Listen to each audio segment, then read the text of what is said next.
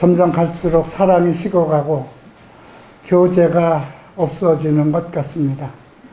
그래도 이런 때에 이 좁은 곳, 좀 먼 곳까지 찾아와 주셔서 감사합니다. 저희는 오늘 아침 8시에 저희 그 집사님, 한현철 집사님, 또 이신우 집사님, 아버님 연결 예배를 드리고 왔습니다. 연결 예배를 드리고 그분을 하나님께 보내드리고 또 우리는 여기 와서 성전 이전 봉헌 예배를 드리니까 또 다른 감회가 있습니다. 누추한 자리까지, 협소한 자리까지 오셔서 감사드립니다. 오늘 일부 예배는 저희 교회 성도들끼리 조촐하게 보냈습니다. 오늘 2부 성전 봉헌 예배는 시티미션 처치 전 신촌 아름다운 교회 이규 목사님을 모셨습니다. 신촌 아름다운 교회가 그대로 신촌 쪽에 그대로 신촌 성전으로 있고 또 용산에 또 용산 성전을 또 거기서 사역을 하시고 지금 아마 가장 그래도 활발하게 열정적으로 목회를 하시는 목사님 아니신가 싶습니다. 저희 사역을 근 10년간 지켜보시고 늘 가깝게 또 먼 데서 후원하시고 지켜보시고 또 힘을 주셨습니다. 저에게 우리 갈보리 채플 사역에 또 이호나 개인적으로도 가장 큰 힘을 얻었습니다. 또 오늘 천안에서 우리 갈보리 채플 임한옥 목사님 또 성경적 상담 또 우리 갈보리 채플이 소속되어 있는 한국교회 복지선교회 연합회 사무총장으로 계시고 상담실을 운영하시는 우리 정운정 목사님 오셨습니다. 감사드립니다. 또 춘천에 히스 처치 우리 또 저하고 늘 가깝게 보내는 김병훈 목사님 오셨고 또 함께 많은 목사님들 참여해서 감사드립니다. 우리 이승복 교수님 네 감사드립니다. 또 더 기쁜 것은 탄자니아에 나가 있는 우리 변상택 목사 선교사의 아들 초등학교 5학년 때 우리가 이태원에서 처음 교회를 개척할 때 아빠를 따라서 바이올린 가지고 봉사를 했었는데 지금 아이를 4이나 데리고 왔네요. 이 불경기에 이 어려운 때에 어떻게 살아갈지 참 나는 근심이 큰데 탄자니아에 있는 우리 변상택 목사 내 제자이기도 하지만 마음이 아주 느긋한가 봅니다. 참 정말 감사합니다. 오수훈 형제 부부가 또 참여했고요. 우리 또 사랑하는 분들 이제 예배 끝나고 같이 교제를 나누도록 하겠습니다.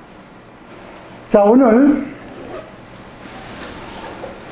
우리 이규 목사님이 우리에게 나눠주실 말씀은 에스겔서 37장 1절부터 6절까지 생기야 살아나게 하라는 말씀. 이제 여기에 이 삼성동 성전에 4번째 온 이 성전에 생기를 아마 불어넣으실 모양입니다. 저희가 1993년 12월 7일 이태원에서 시작을 했습니다. 일본에서 들어와서 겁도 없이 이태원 땅으로 들어갔고요. 그리고 3년 만에 한남동으로 가서 17년 동안 광야 생활을 했습니다. 그리고 10년 전에 하나님께서 저희를 논현동으로 옮겨주셔서 정말 10년 동안 신명나는 내 마음에 맞는 청년들과 함께 정말 신명나는 목회를 했습니다. 그런데 갑자기 내 나이 75세가 됐는데 이곳으로 옮기셨어요. 가장 돈이 덜 들었는데 가장 아름답습니다. 보증금도 가장 적습니다. 왜 이곳으로 보내셨을까요? 코엑스가 가깝고 현대가 지금 본사를 짓고 있고 봉은사가 가까워요. 내가 목사가 안 됐으면 아마 봉은사로 들어가 있을 수도 있었던 상황인데 이제 예배 끝나면 봉은사 앞에 주보를 들고 가서 전도를 하든가 해야 될 것 같습니다. 어쨌든 대한민국에서 가장 영적으로 혼란스러운 곳, 대한민국의 바벨론이라고 할 이 지역을 우리가 점령하겠습니다. 갈보리 촛불 서울교회가 점령하겠습니다. 박수 한번 쳐주셔야 되는 거 아닙니까? 예수님은 12명 데리고 했는데 저는 12명 배가 됩니다. 24명 이상이니까 넉넉히 충분히 할 수 있을 것 같습니다. 갈렙은 85세가 되었어도 아직 내가 가나안 땅을 정탐하던 때와 같이 강건하니 이 산지를 내게 주시옵소서 했는데 나는 그보다 10살이나 어립니다.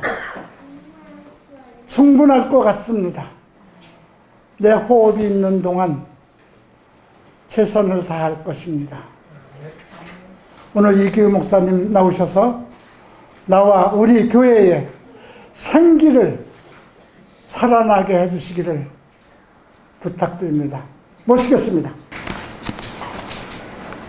위대하고 거대한 하나님의 역사를 가끔씩 이렇게 보기도 하고 또 체험합니다. 근데 그럴 때 보면 그 거대한 하나님의 역사가 사실은 따지고 보면 아주 작은 한 사람의 마음, 그 사람에게 주신 하나님의 그 말씀으로 시작되는 것을 알 수 있습니다. 또 하나님의 역사는 우리의 시간표가 달라서 다 때가 되면 그 하나님의 때에 맞도록 열매를 맺추게 하시는 것을 알 수 있습니다. 93년부터 목사님께서 갈보리 체프를 한국에 세우시고 소외되고 또 흔들리고 어려워하는 사람들을 계속해서 살리고 키우시는 일을 해오셨는데 그 여정에 있어서 저는 지금에야말로 목사님이 뿌리신 사역들이 열매를 맺을 수 있는 그러한 시간이 됐다고 생각합니다. 그 전에 목사님의 메시지와 사역은 많은 사람들의 마음에 오기보단 아주 일부, 한 부분 하나님 말씀을 전했음에도 불구하고 사람들에게는 어떤 와닿지 않는 그러한 그 일이 있었을 수도 있다고 생각합니다. 하지만 주의 복 이현아 목사님과 갈보리 체프는 이 시대에 고민하고 있는 복음의 문제, 진짜 구원, 진짜 변화, 그것을 보여줄 수 있는 바로 열쇠라고 생각을 합니다. 그래서 저는 목사님 옆에 있는 게 늘 자랑스럽고 또 목사님과 동의하는 게 늘 기뻤습니다. 그리고 목사님을 통해 계속해서 목사님의 최대치를 갖고 하시는 사역이 분명히 어느 날 그 시대가 더 이상 대안을 찾지 못할 때 목사님의 귀한 사역이 우리 한국교회에 큰 열쇠와도 같은 그런 귀한 것을 선물해 줄 거라고 확신하고 있습니다. 그렇기 때문에 이번 삼사운동으로 이전은 제가 이제 목사님에게 이제 설교를 부탁받고 저는 설교는 안 하고 참여만 하겠습니다. 그렇게 목사님 어쨌든 기도하시고 결정하시면 따르겠습니다. 제가 이제 목사님에게 별 얘기를 안 했는데 목사님 오후에 와도 된다고 갑자기 연락이 오시갖고 그래갖고 잘 왔습니다. 네. 저는 원래 여기 설교 쓸만한 을 부탁하니까 제가 기도하면서 주님이 주신 에스겔 37장의 말씀을 나누려고 합니다. 이 본문은 유다와 이스라엘의 통일에 대한 말씀이고 유다와 이스라엘의 회복에 대한 말씀입니다. 한마디로 말하면 에스겔서는 완전히 망해버린 이스라엘과 유다, 그들을 향한 메시지입니다. 이 그들을 향한 이 메시지는 현실적으로는 불가능한 메시지입니다. 그래서 에스겔에게 환상을 보여줘서 그 환상을 통해 하나님이 어떻게 일하실지를 예고하시는 말씀이거든요. 저는 꿈꿉니다. 주의 복음이 사람들을 살리고 변화시키는 진짜 살아있는 복음이라는 피부에 와닿는 복음이 우리 한국 사회에 명확하게 인식되는 날이 올 것을 믿습니다. 그것은 이 본문에 나와 있는 대로 환상처럼 마른 뼈가 살아나는 그런 일입니다. 이 본문을 보면 마른 뼈가 가득하다 1절에 되어 있습니다. 한번 다 같이 읽겠습니다. 1절 시작. 여호와께서 권능으로 내게 임재하시고 그의 영으로 나를 데리고 가서 골짜기 가운데 두셨는데 거기 뼈가 가득하더라. 우리들의 현실입니다. 이스라엘의 당시의 현실이고 우리들의 현실입니다. 저는 용산에 있었고 이태원 우리 같이 있었기 때문에 지난해 150명이 넘는 우리의 아이들이 목숨을 잃는 그 사건이 이제 벌어지지 않았습니까? 사실 그게 단순히 사고라든지 관공서의 무책임이라든지 이런 것으로 해석할 수도 있지만 영적으로 우리가 봐야 될 사안이라고 봅니다. 그것은 바로 지금 이 시대가 수많은 사람들이 죽어가고 있고 특별히 우리의 다음 세대들 청년들과 다음 아이들이 귀신 축제 속에 그저 그냥 흘러가고 있는 상황이 무분별하게 그곳에 갔다가 어이없는 참변을 당한 그런 안타까운 일입니다. 그것은 이 시대가 수많은 사람들이 어둠의 권세로 인해서 죽음과 고통의 자리로 쓸려 들어가고 있다는 이 본문에서 나오고 있는 마른 뼈들이 가득하더라 라고 하는 것과 똑같습니다. 예수 없으면은 구원을 얻을 수 없습니다.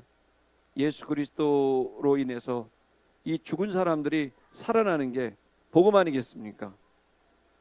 죄로 인하여 죽은 자들이 살아나는 이 에스겔서의 환상이 이 갈보리 채플에 그대로 이루어지게 되길, 이 말씀이 그대로 권능으로 임하기를 주의 이름으로 축복합니다. 2절을 보시면 그 상황을 좀 더 구체적으로 말하는데요. 2절 보겠습니다.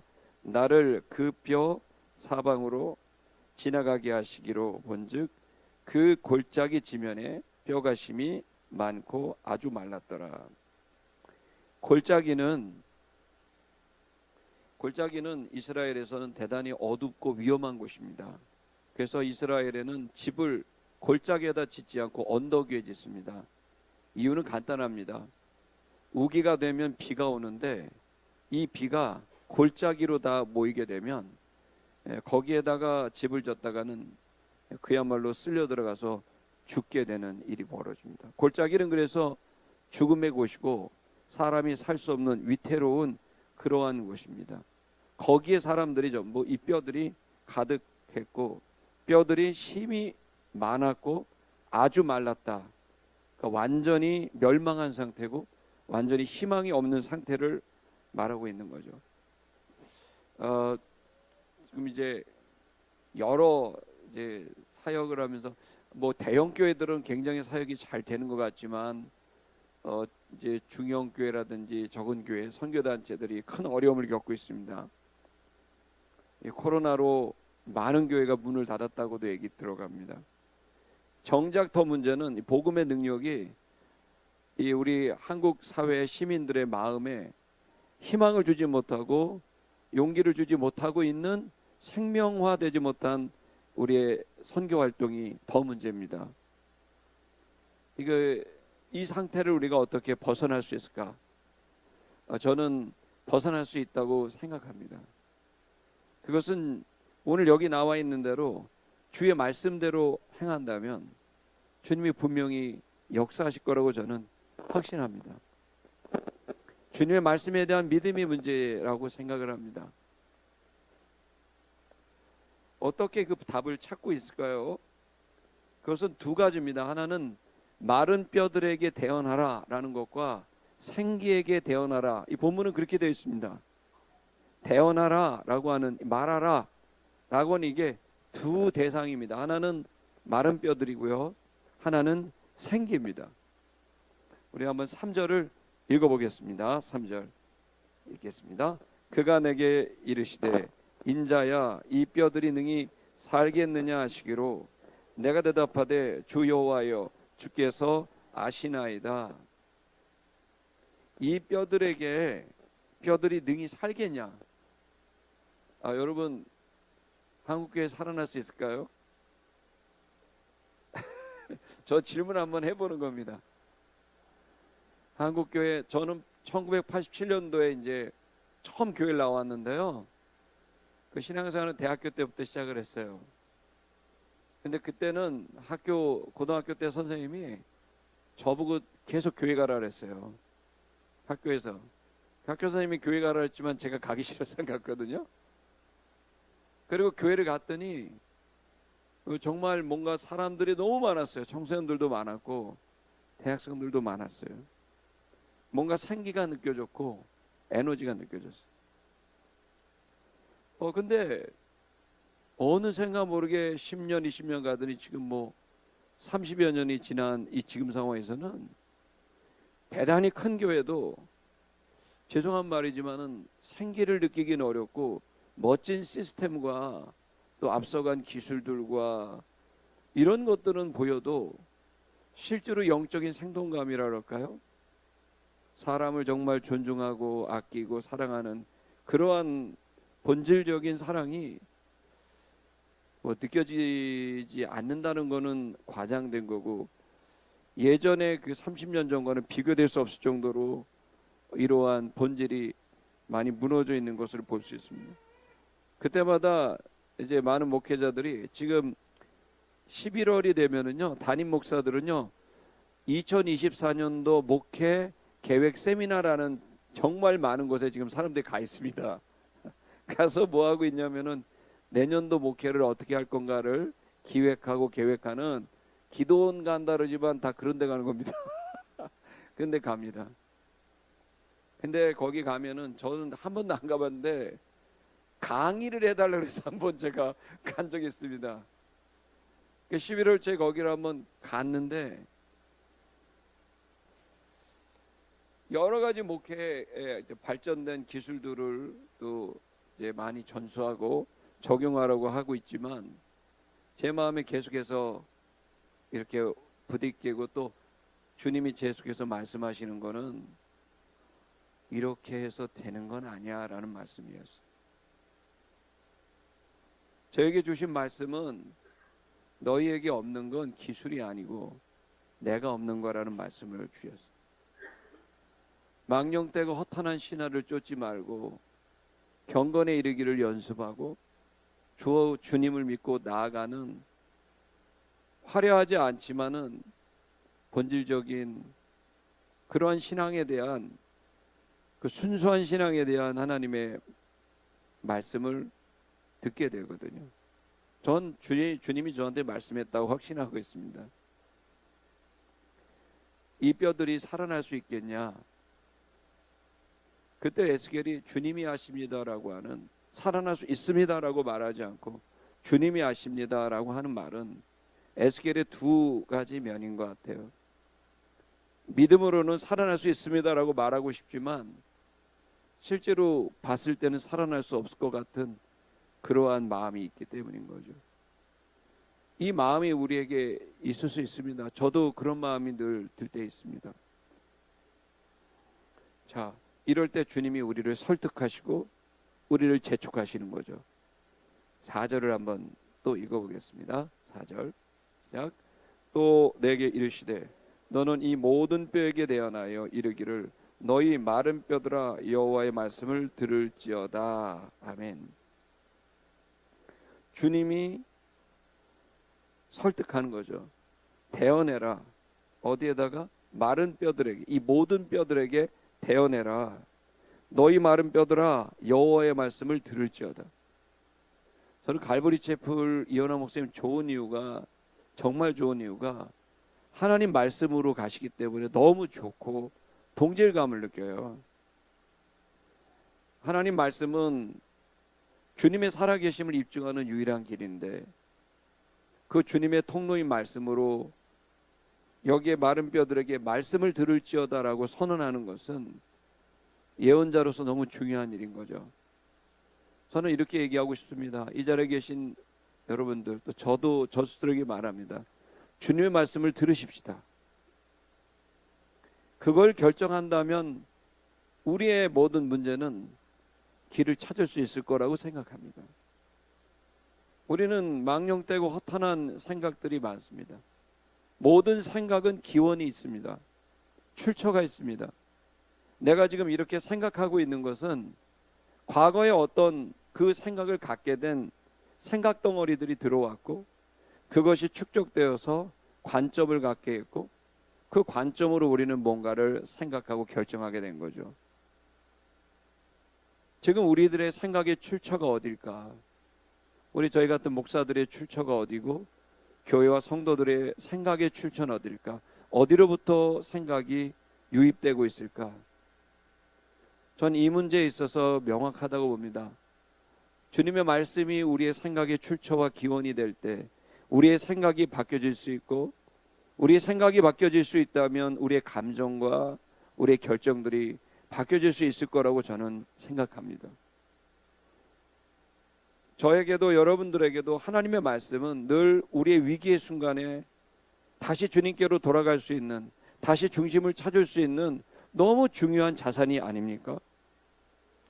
저는 하나님의 말씀을 듣는 이 태도를 다시 우리 모두가 옷깃을 여미며 우리의 마음을 모을 수 있다면은, 그러면은 분명히 우리의 생각에서는 답이 없지만은 주님의 지혜와 계시의 정신으로 우리에게 놀라운 하나님의 길을 열어 주실 거라고 생각을 합니다. 계속해서 그 뼈들에 대해서 이야기를 하죠. 우리 5절도 읽겠습니다. 5절 시작. 주 여호와께서 이 뼈들에게 이같이 말씀하시기를 내가 생기를 너희에게 들어가게 하리니 너희가 살아나리라. 아멘. 에스겔의 길은 대언하라고 그랬고요. 뼈들에다가는 주님이 너희 안에 생기가 들어갈 거라고 말씀하셨다라고 전해주라는 겁니다. 우리에게 이 복음이 필요합니다. 생기가 들어갈 거야. 생명이 들어갈 거야. 영생이 들어갈 거야. 너흰 바뀔 거야. 세상의 것으로 바꿀 수 없다는 걸 알았지. 이제 하나님의 생기가 네 안에 들어갈 거고 네 안에 들어간다면 너는 다시 살아날 거야. 여러분, 이 복음이 우리들에게 정말 중요한 사역의 중심이 되어야 될 줄로 믿습니다. 그렇게 되면 복음이 들어가면 어떻게 될까요? 6절, 이런 현상이 들어간다는 거죠. 6절 보겠습니다.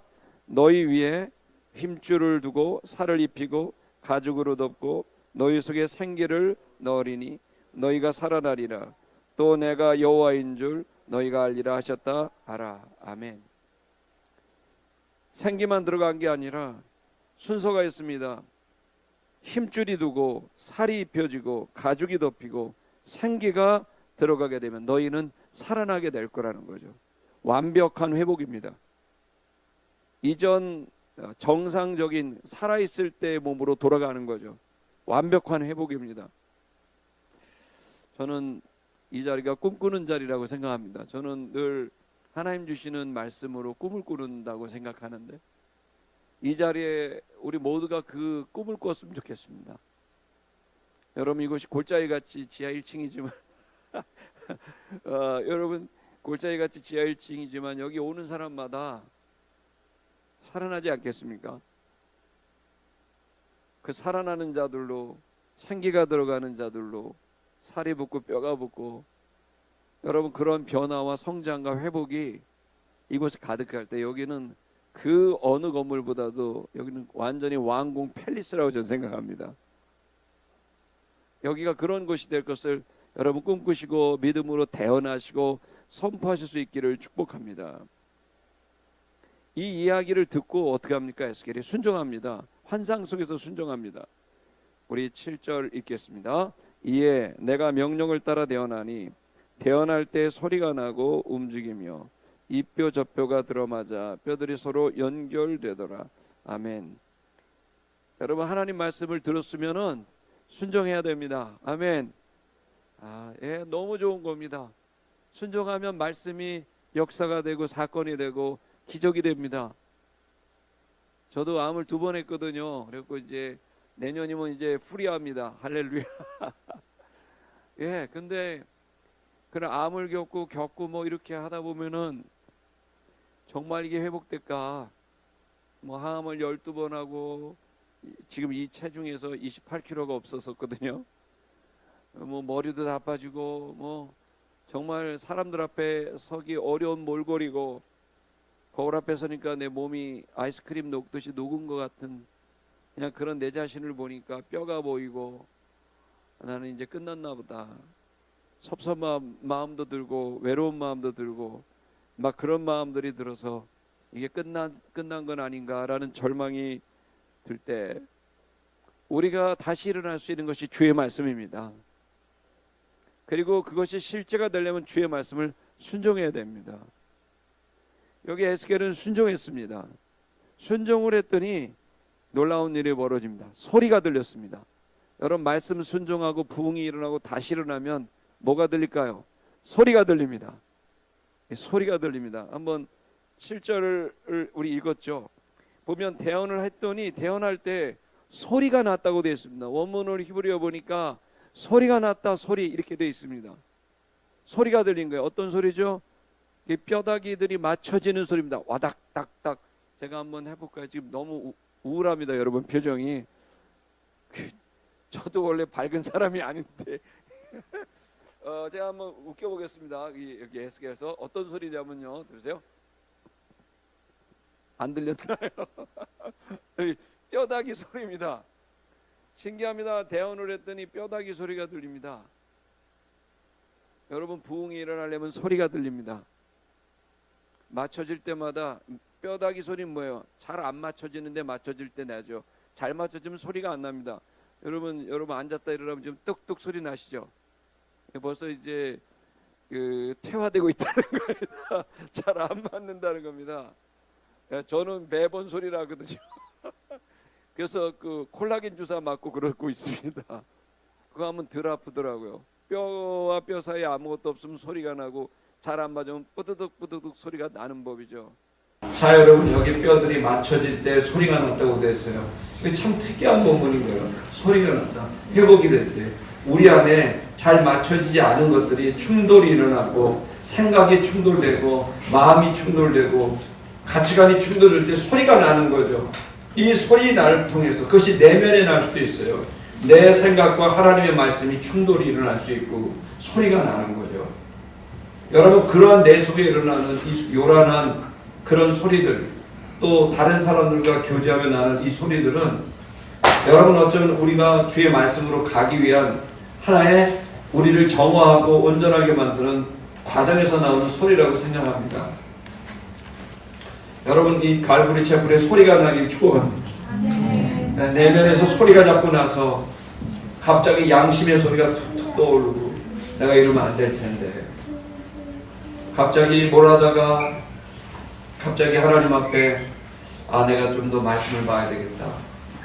그렇게 주님이 말씀하실 때도 있고, 또 갑자기 또 내 마음에 회개하고 주께로 돌아가고 싶은 생각이 올 때, 내 생각과 하나님의 생각이 충돌될 수 있을 때, 여러분, 저는 소리가 나는 한이 있어도 여러분의 생각을 주님의 생각에 맞추는 용감한 그런 담대한 순종이 있기를 축복합니다. 그것이 여러분이 살아나는 소리예요. 여러분, 예수님 믿지 않을 때는 내면의 소리가 별로 안 들려요.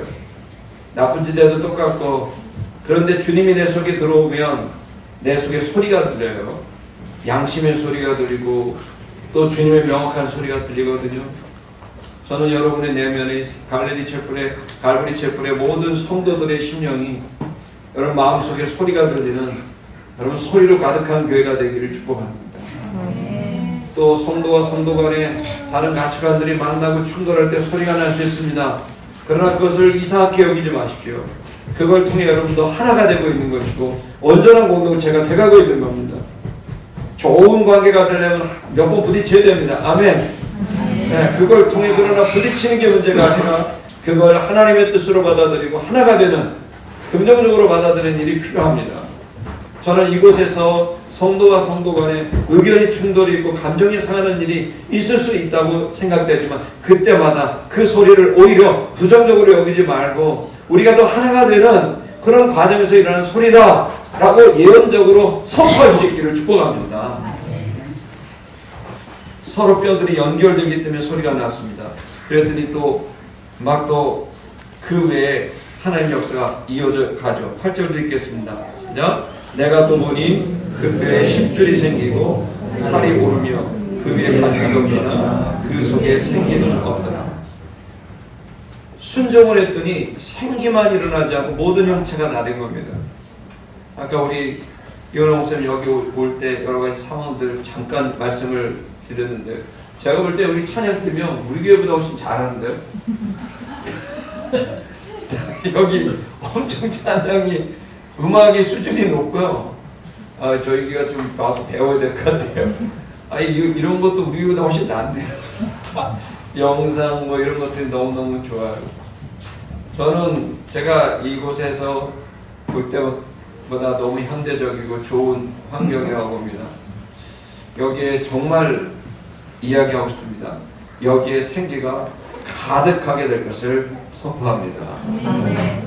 생기가 가득하게 될 것을 선포합니다. 한 번 더 할게요. 좋은 강사 아니죠. 생기가 가득하게 될 것을 선포합니다. 예. 그러면서 9절도 한번 읽겠습니다. 9절 시작. 또 내게 이르시되 인자가 너는 생기를 하여 변하라. 생기에 대하여 이르기를 주 여호와께서 이같이 말씀하시기를 생기야 사방에서도 떠나서 이 죽임을 당한 자에게 불어서 살아나게 하라 하셨나. 아까는 뼈들에게 대하여서 살아나라 라고 말을 했던 것처럼 이번에는 생기에 대하여 불어서 가득해서 살아나게 하라라고 얘기했습니다. 생기는 당연히 거룩한 영이고 주님의 강력한 에너지고 흐름입니다.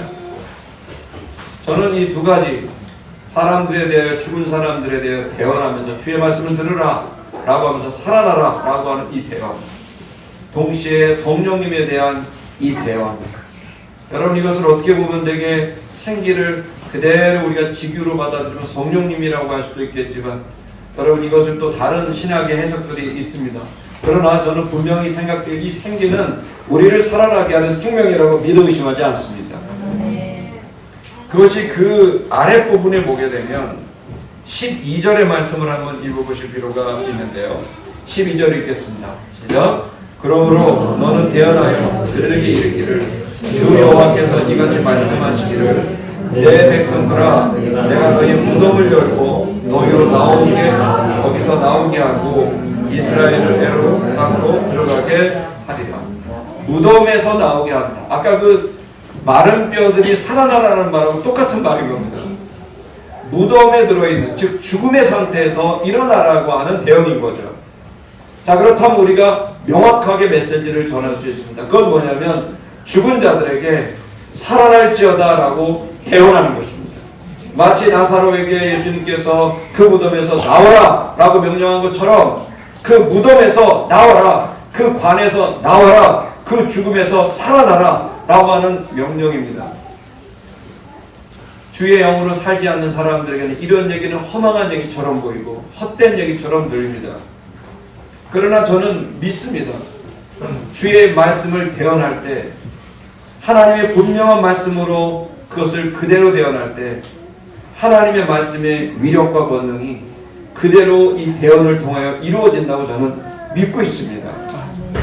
여러분에게 그런 권한이, 권세가 부어졌는 줄 믿습니다.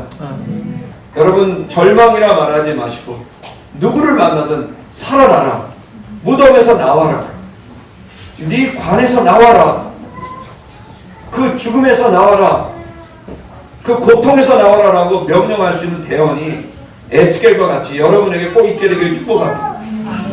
두 번째는 성령에 대하여 주의 영이여 부르시옵소서, 우리를 도우시옵소서, 이곳에 가득하게 하시옵소서라고 간절히 부르짖어 명령하듯 기도하게 될 때 주의 성령이 믿고 구하는 자에게 성령이 임하게 되고, 가장 좋은 것 성령을 주시지 않겠느냐고 말씀하신 것처럼 우리들에게 성령을 주실 것입니다. 이 두 가지 대안이 저와 여러분들에게 있게 되기를 주의 이름으로 축복합니다. 기도하겠습니다.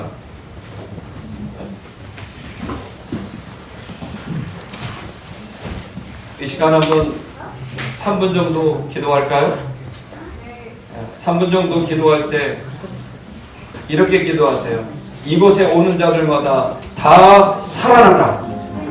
여러분 명령하시기 바랍니다. 다 살아날지어다. 이곳에 오는 자들마다 다 살아나라. 두 번째 기도할 때 이곳에 생기가 가득하게 하소서. 사람을 살리는 생기가 가득하게 하소서. 여러분 이 두 가지를 놓고 기도하고 이제 마무리하겠습니다. 다 같이 주님 한번 부르고 통성으로 기도하겠습니다. 주여, 걸어가신 영원 하나님 아버지, 오늘 이 시간 하나님께서 이곳에 갈보리 체포를 이전하게 하셨습니다. 영과 진리로 예배하는 자들을 찾으시는 거예요. 영과 진리로 예배하는 자들을 찾으시는 거예요. 하나님 이 말씀을 전적으로 신뢰하고 믿습니다. 3000년 전 에스겔에게 말씀하시던 이 환상이 2000년 전 마가의 다락방을 통하여 성취되었고, 기독교 2000년의 역사를 통하여 지난 100년의 부활말 한국의 근현대사를 통하여 하나님의 사람들에게 회복이 있었고 기적이 있었고 역사가 있었습니다. 주의 말씀을 믿는 자들에 의하여 그 말씀이 대언되었고, 주의 말씀을 믿는 자들로 인하여 그 말씀이 대언될 때 역사가 일어났고 기적이 일어났고 새로운 변화가 일어났습니다. 그것이 인격 안에, 가족 안에, 인간관계 안에, 일터에서 이 나라 이민족과 사회 가운데 일어났습니다. 하나님 어느샌가 모르게 주의 말씀에 대한 신뢰와 성령님에 대한 온전한 신뢰가 사라지고 있는 하나님의 허탄하고 허망하고 하나님의 세상의 것들이 우리의 생각을 다 잠식해버렸습니다. 하나님 아버지, 그러나 이 시간 주의 말씀을 다시 붙듭니다. 주의 말씀을 보는 갈보리 촛불에 이미 주의 권세가 있는 줄 믿사오니 더 담대히 태어나게 하십시오. 살아날지어다, 무덤에서 나올지어다, 죽음에서 나올지어다, 고통에서 나올지어다, 성령님 가득하소서. 성령님 임하소서. 임자로 가득하게 하소서. 주님 거룩한 영과 하나님의 생명이 이 갈보리에 그 골고다에 그 죽음에 그 해골에 사람이 살아나게 하소서. 하나님 갈보리가 해골이 생명이 되게 하소서. 생명나무가 되게 하소서. 십자가가 되게 하소서. 하나님 아버지요, 이곳이 바로 그 곳입니다.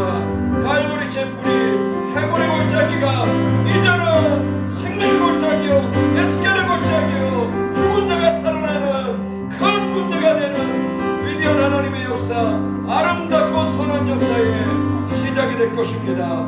하나님 축복합니다. 이곳을 축복하며 이 시간을 축복하며 하나님께서 이곳에 오는 모든 이들을 주의 이름으로 축복합니다. 주님 살리시옵소서. 주님 살리시옵소서. 살리시옵소서. 예수님의 이름으로 기도했습니다. 아멘.